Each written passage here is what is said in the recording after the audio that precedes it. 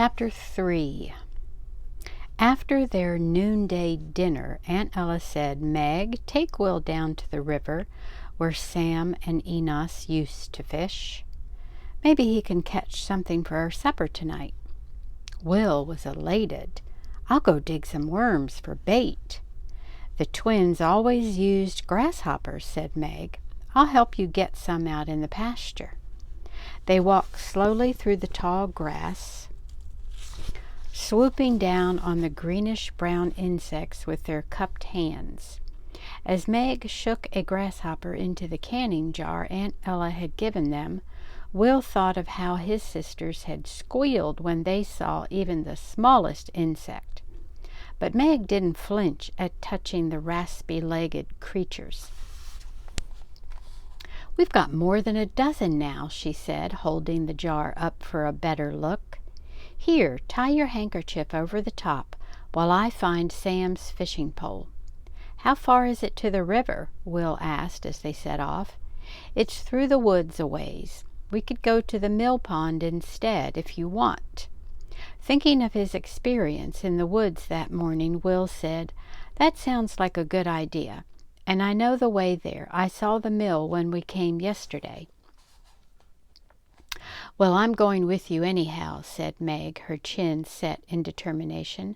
"I'd rather sit in the shade than hoe, same as you would." Will's face burned. Why hadn't he gone back to the garden after he'd carried Aunt Ella's water to the summer kitchen? They walked along without speaking for a few minutes. Will deliberately set a fast pace, but Meg seemed to have no difficulty keeping up. Finally, she broke the awkward silence.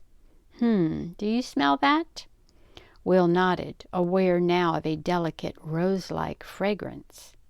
"We'll have more blackberries than we can pick in a few weeks," his cousin went on, gesturing toward the blossom-covered bramble bushes growing along the roadside. "When we had Bessie, we'd eat big bowls of blackberries and cream with every meal." "We picked berries at home, too," Will said, "and Callie'd make blackberry pies and blackberry cobbler, and she'd make jam. Course that was before the war, when we still had sugar." "Whatever became of Callie and Lizzie and Fred?" Meg asked. "After Papa was killed, Fred came back and worked for us till the war was over. Now he works at the livery stable in town. Callie got a job as cook at the hotel, but Lizzie stayed to take care of Mama. Doc Martin said he'd try to find a place for her." He kicked away a stick that lay in the road. "I guess I'll never see any of them again." "I hadn't thought you might be missing your slaves, too," Meg said in surprise. "I miss Sam and Enos, but that's different because they're my brothers." "I wonder what it's like in Ohio?" Will asked, quickly changing the subject.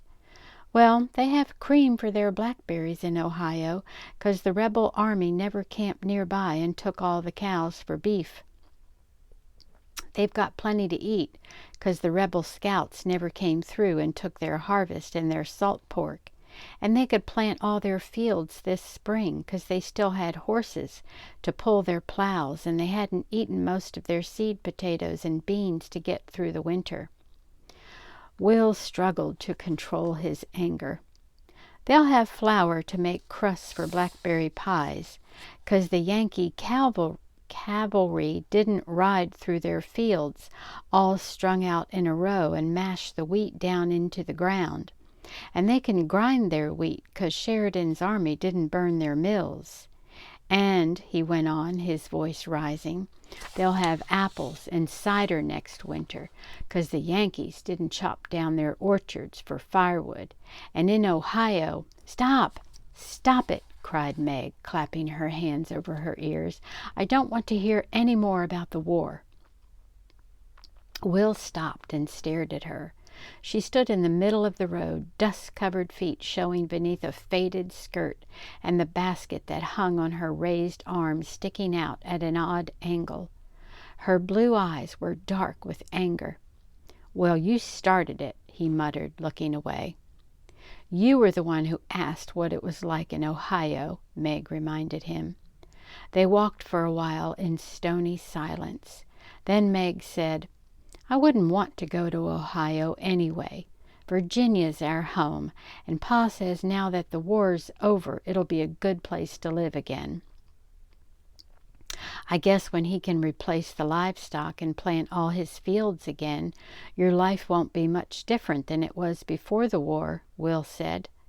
Then, remembering Beth, he added, Your little sister could have died even if the army hadn't got your cow. Your sisters could have died of typhoid in peacetime too, you know. Will looked away.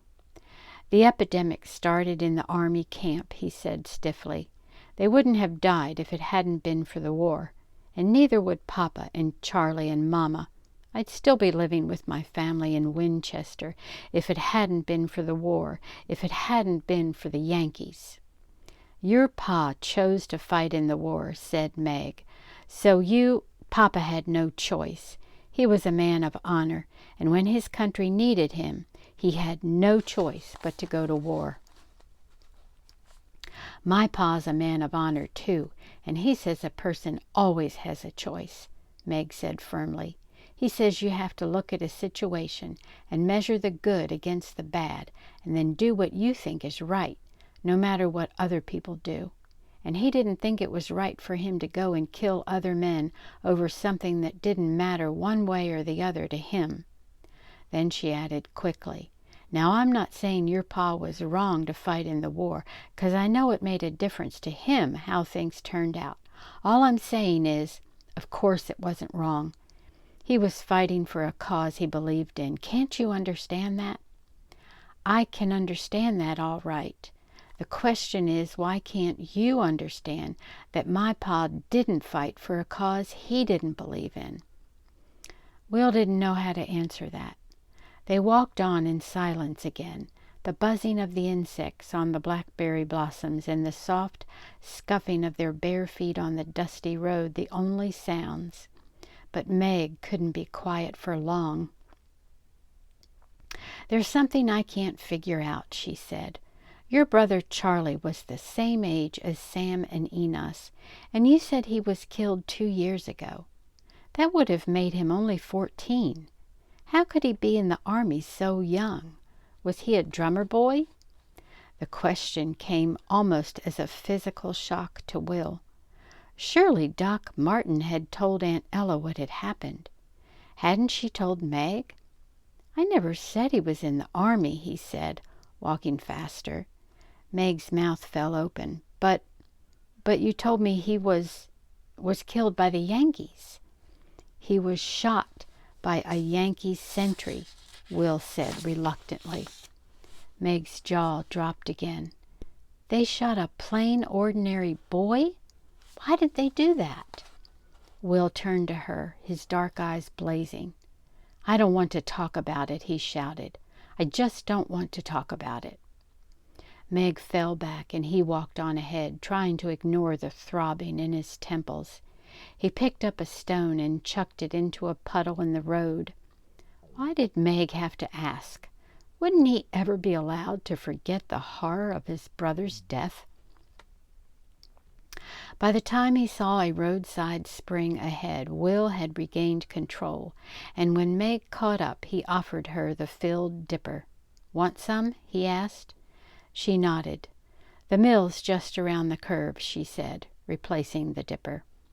Will drew a deep breath, relieved that Meg wasn't the kind of person who sulked and held things against you. As they drew near the mill, he saw 3 older boys fishing in the pond near the motionless wheel. Let's sit under that tree, said Meg, pointing to a large sycamore on the far side of the pond. Will baited his hook and tossed in his line. The grasshopper floated on the surface for a minute or two, moving just enough to make a circle of ripples on the still water. Then it slowly began to sink. Will was just about to sit down on the bank when he saw the boys who had been fishing near the mill wheel making their way around the pond. We should have gone to the river, Meg said. As the boys drew nearer, Will felt apprehensive. Their swaggering walk signaled that they weren't coming over just to say hello. "Who's your feller, Meg?" taunted the tallest of the three, stopping a few feet away. "Oh, he's not my feller," Meg said, looking innocently at her questioner. "He's my cousin, Will Page. His father was killed in the war and his mother's dead, so he's come to live with us." Then she turned to Will and said formally, "Will, I'd like you to meet Hank, Patrick, and Amos." Just then Will's cork dipped beneath the surface and he felt a tug on his line. He jerked the pole, swung it to the right, and after a brief struggle landed a good-sized bass. The boys backed up a few steps to keep from being splashed. Will knelt and grasped the flopping fish, skillfully removed the hook, and threaded a string through its gills. Tying the other end of the string to the branch of a small box alder growing at the water's edge, he tossed the fish back into the pond to keep cool. Then, wiping his hands on his pants legs, he turned to the three boys.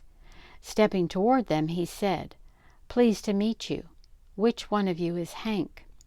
"I am," said the tall, lanky boy who had spoken earlier. He looked about 14. Gesturing reluctantly toward a heavy-set boy a little younger, he said, "That's Amos, and this here's Pat." Patrick had red hair and freckles. Hank turned to Meg again, but before he could speak, Will asked, "How many fish have you all caught today?" The boys looked at one another. "Oh, we caught some little ones and threw them back," Hank said unconvincingly. "You know," Amos chimed in, "little ones about this long." And he used his hands to show the length of Will's fish. "Those little ones are the most tasty," Will said, turning around and dropping to one knee to shake another grasshopper out of the jar. The skin on the back of his neck crawled with anxiety. He didn't like to turn his back on the boys.